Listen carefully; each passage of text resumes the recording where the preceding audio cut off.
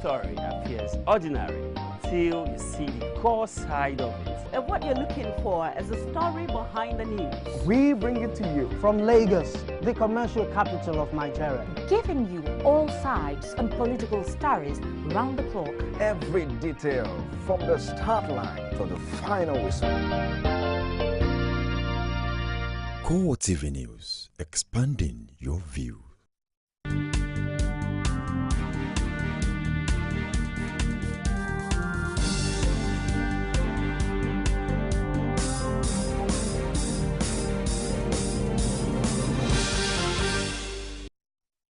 Hello there, welcome to CoreTV News on the Hour. I am Gift or Gete.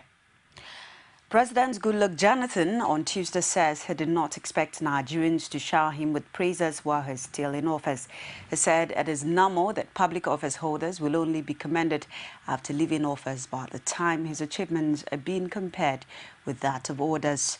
Jonathan, who was speaking while granting audience to a delegation from his home state, Bayelsa, led by Governor Serike Johnson, who were in the presidential villa to felicitate with him on Christmas and the New Year, says he will do his best despite various challenges.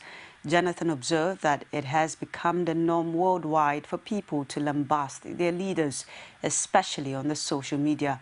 He regretted that people are using different things that have been created by people's knowledge for negative purposes.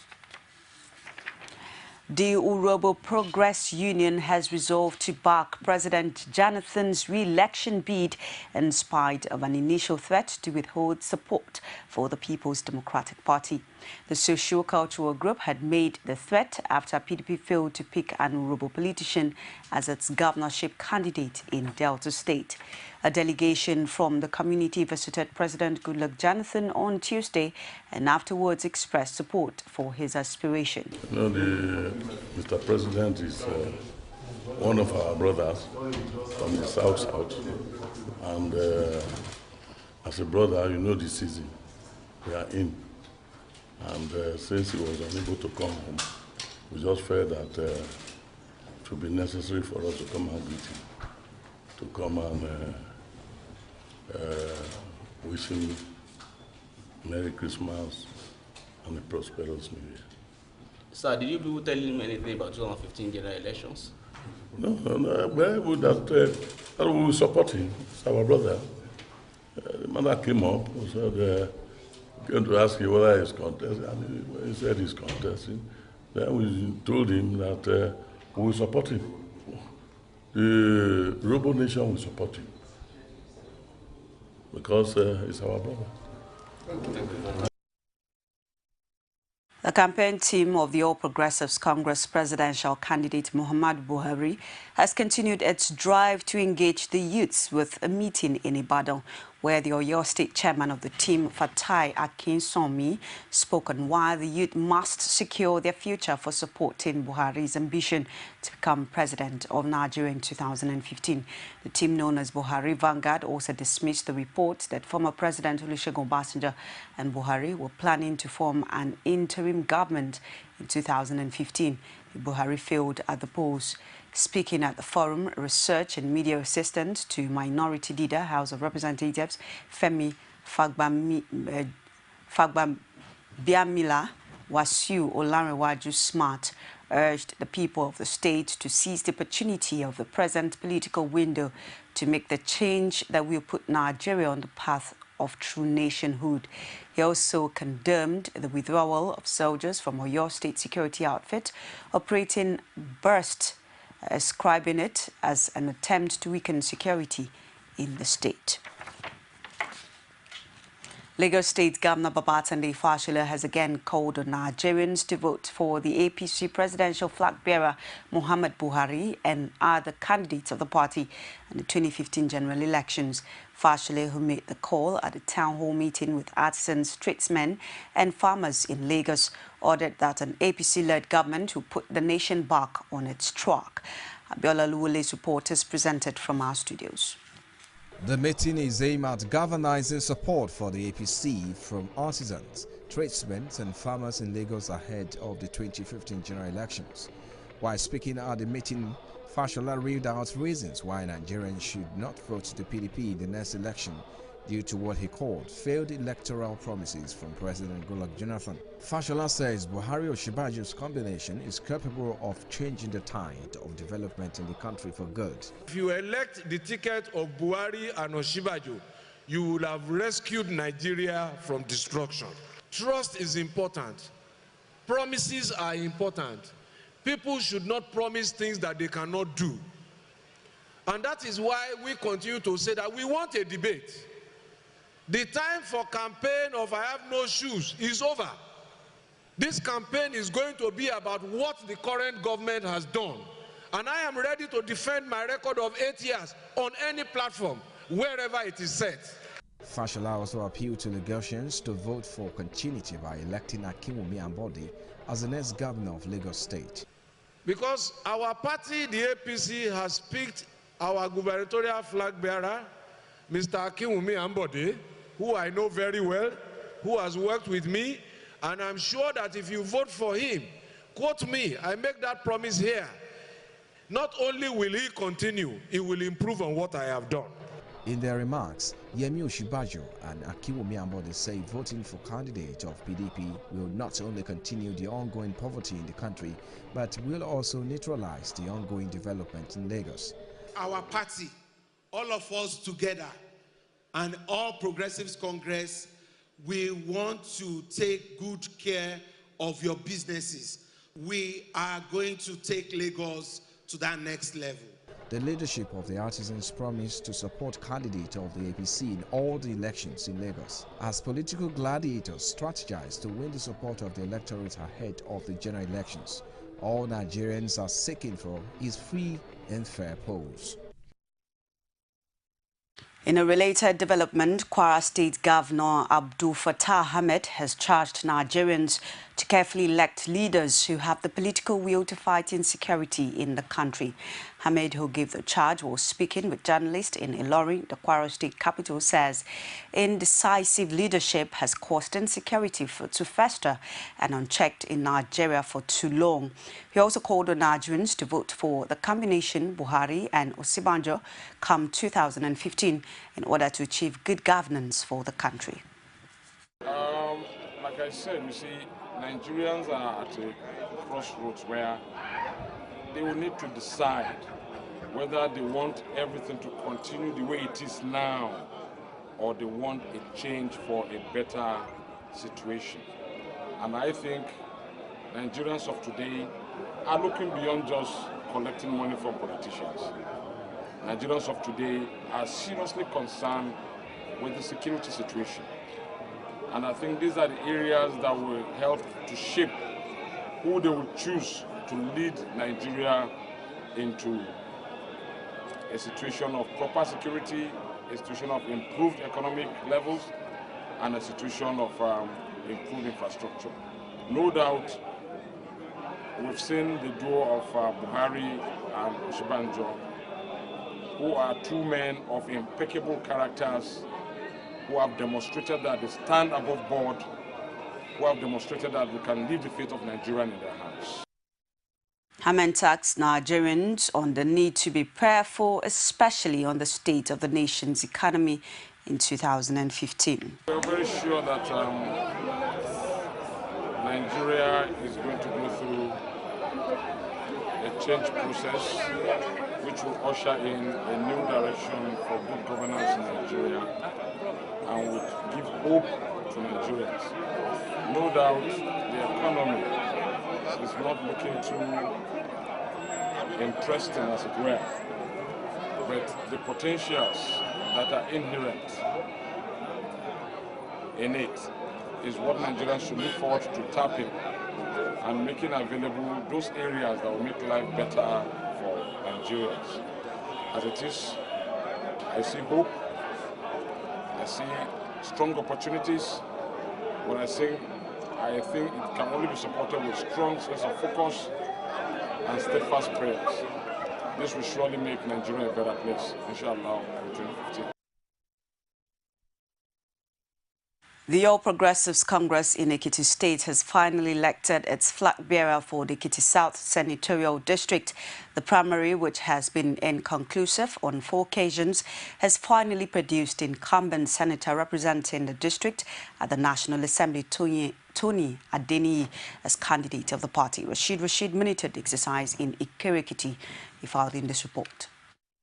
After several protests that greeted the primary of the APC in Ekiti South Senatorial District over allegation of imposition, the exercise finally held amidst tight security at Ikere-Ekiti. 3 aspirants jostle for the keenly contested seat. They include the incumbent Tony Adeniyi and Ayoleke Adu. The 3rd aspirant, Oluremi Olorunleke, however, stepped down minutes before the exercise began. But I directed everybody. I'm the most mobile politician in this senatorial district.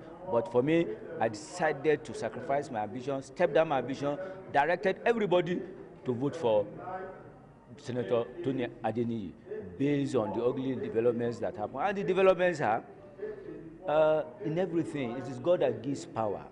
There is nothing you get by force. The primary, which had 1,936 delegates from 64 wards comprising 6 local government areas of Ekiti South Senatorial District, was a hard battle fought between the remaining 2 contestants. Tony.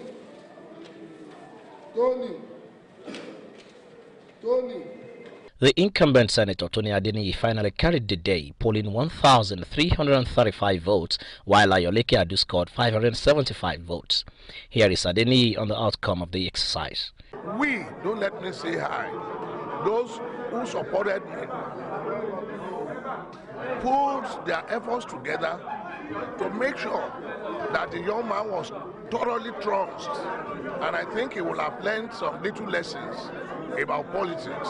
So I give God the glory and attribute it to my very good friends.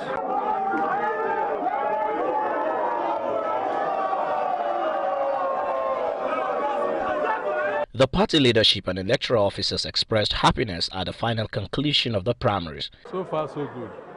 There have been no issues. We have been doing the thing according to the law. The right stand has been taken now. So everybody is cooperating. The 3 aspirants are here today, witnessing what is happening, and it's been transparently done. The stage is now set for the mother of all battle in the senatorial district between Adeniyi and Abiodun Olujimi of the PDP come February 2015. Rashid, CoreTV News, Ikere-Ekiti. It's CoreTV News on the hour. We'll take a break. Stay with us. From time immemorial, women have birthed life, shaped character, and by extension, influenced the society. Moremi of Ife, Emoten of Benin, Queen Aminat of Zaria, all women of influence and power. Whether it's before election, after election. How ironical, women being so powerful yet have few grounds in decision making. They see you as a wife, and I see you as a wife to a man. We are talking women in politics. A woman will be bold enough to stand up and say, I want to become president of Nigeria. Only on CoreTV News. Thanks for staying tuned with us. Welcome back. If wishes were horses, beggars would ride. This popular saying best captured the thinking of the Oyo PDP governorship candidate Teslim Folari, who already sees himself as the next governor of the state. Folari says improving education and job creation rather than embarking on foreign investment drive will engage his attention if voted into power come 2015. He made this known at his residence when he received the crowd of supporters from Ibadan South East local government area of the state who came to felicitate with him. Motayo Law completes this report.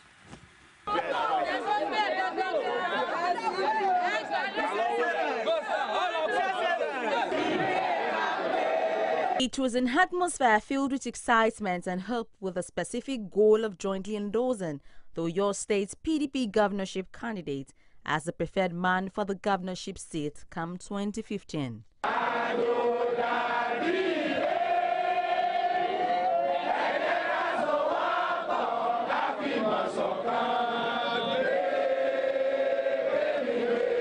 For these supporters from Ibadan Southeast, members who defected as a result of the gubernatorial candidate's emergence from the party do not pose any threat to Teslim Folarin's fate at the polls.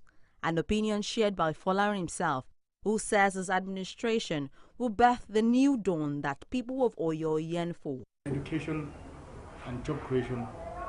Education, because that is what underpins everything you're trying to do.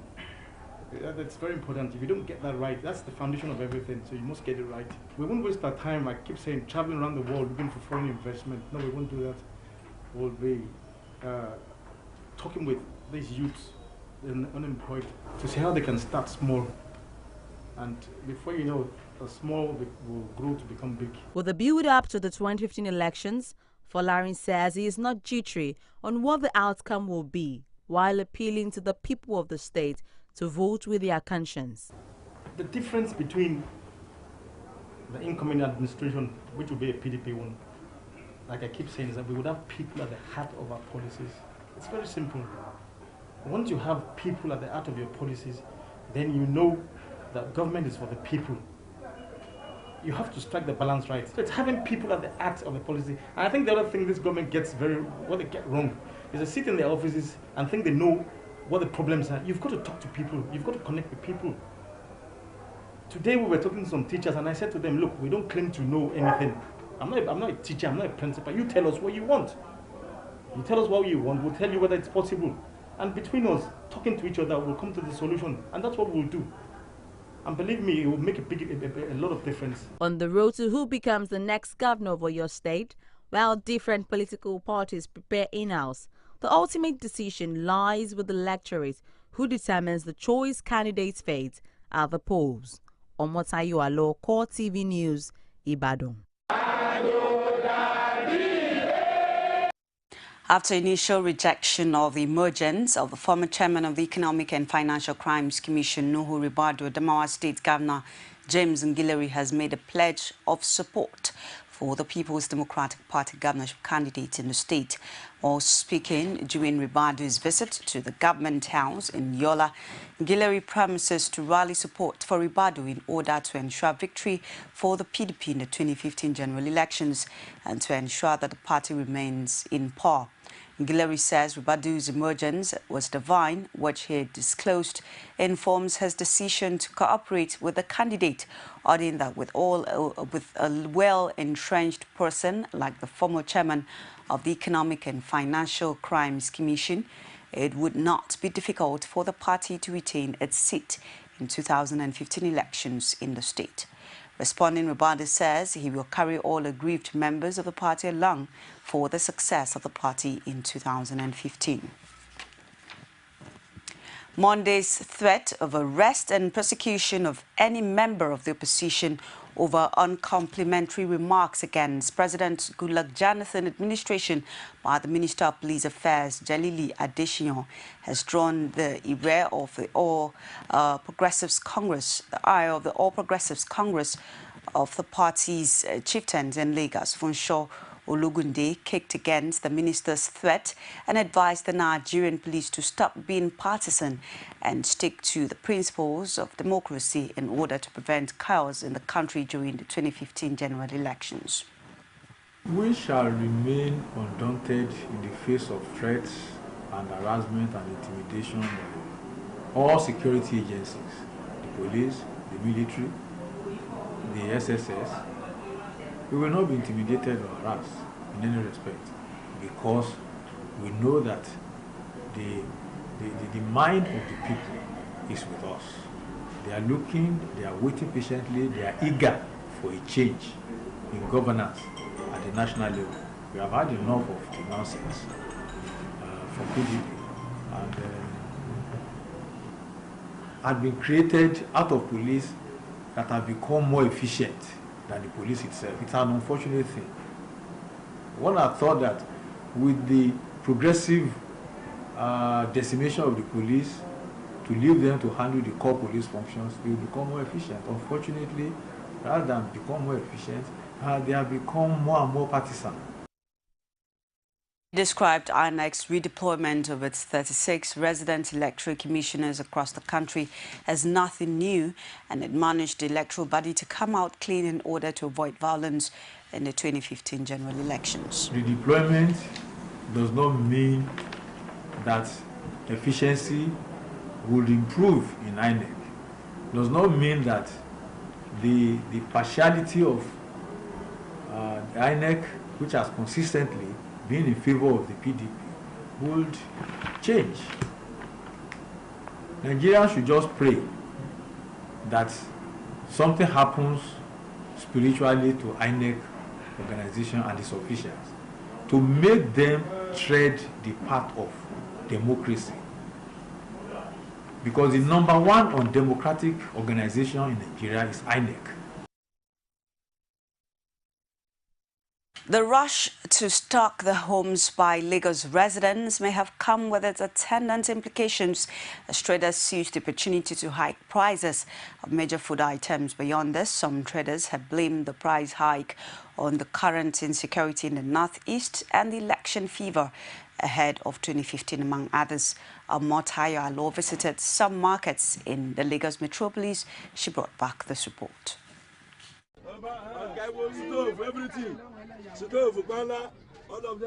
Markets in Lagos experienced a beef of activities as more people were observed buying and selling more than what was witnessed before the Christmas. For most people, it was last-minute market rush in 2014. Reactions are also divided on the development. For these traders and buyers, the condition appears not favorable. Since morning, one hair since morning. It is bad, it's not done. If there is money, customer will surrender me here. Thank you. One bag, 30,000 naira, 31, 32,000 naira. I don't cost too much. One bag is 30,000? Yes, 32, 31. How much did they buy them before? Before, they buy 7,000 naira, 8,000 naira, 10,000 naira before. Yes, now it don't cost too much. Like this mama gold now is 10,500. Before, as of now, is 12,000 naira. We talk about rising some. We say 8,500. As of now, is 9,000 naira. But if you come from a Merry Christmas, different kind of rice. I have different categories of rice. We come for this timber gold. We sell rent of 8,500 before. As of now, it's 8,700. It comes from the beans. Beans, the price is okay. We are buying it 12,000 naira before. Now we're getting different price is 10,500. The since itself, I know see market itself because yam may cost for bush. It less for year. So everything is now expensive. In the beginning of the year, the 100 naira tomato we buy now used to be 50 naira. Everything has gone high. In fact, in the food sector, please, the government should do something about this. While others are lamenting, some express satisfaction at development and wished it could be better. They, however, pray for a better economic situation across the country. You can see everybody is moving. We are enjoying Nigeria. Great thing is happening. People come and buy, and at least they buy at a good price, and we sell. We are happy. This market, we sell orange, pineapple, watermelon, ample, and others tangerine. But during this time, this is dry season for our season. But so fast long, the people at the come by to do festival. So God, we thank God for how God created us now. What we need now is that Nigerians should help us out because it's very cost now and it's cheaper before. So we need Nigeria to help us. It's not our fault now. It's what we buy from the market. You know, once there is Christmas like that, everything will just rise up at once. So it's what we buy. That is what we determine what we sell. No changes anyway. No changes. Same old price. Same old price. Yes, as far as I'm concerned. No difference. All fingers, they say, are not equal, especially in the face of declining purchasing power. Lagosians are, however, bent on making the last days of the year worthwhile. This meat is 500 naira. This is 1,000 naira. Okay, this is 1,000 naira, and this you could get for 900 naira. Previously in the year, one would not imagine that such small meat will cost this much. But you know, as the year runs out, it's the hope of many Nigerians that much money is circulated into the economy and Nigerians can live peacefully and happily especially as they expect that 2015 will be a lot more better than it is at the moment. Omotayo Alo, CoreTV News, Lagos. Now outside Nigeria, Indonesian officials have confirmed that bodies and debris found in the Java Sea of Benor are from Air Asia flight QZ8501 that went missing on Sunday. Indonesian President Joko Widodo told the media he had instructed all search teams to focus on finding the passengers and crew. In a news conference shortly after the discovery was confirmed, President Widodo also urged relatives to be strong and facing this difficult moment. The Airbus A320-200 carrying 162 people from Surabaya in Indonesia to Singapore disappeared on Sunday. The head of Indonesia's search operation, Lambang Sulisyo, says 3 bodies have been retrieved and not 40, as previously stated by naval officials. While addressing a news conference, Air Asia CEO Tony Fernandez says he was devastated by the news, but the discovery provides respite for families of the victims, as it could now be an end to uncertainty for everyone involved. Air Asia confirmed the remains were found in the Karimata Strait, southwest of Pangkalan, Bun in the Borneo province of central Kalimantan, and says the company will make provisions of care providers for family members of the victims and an emergency call center for seeking information. That's our news for this hour. Please join us again. I am Gift Ogete.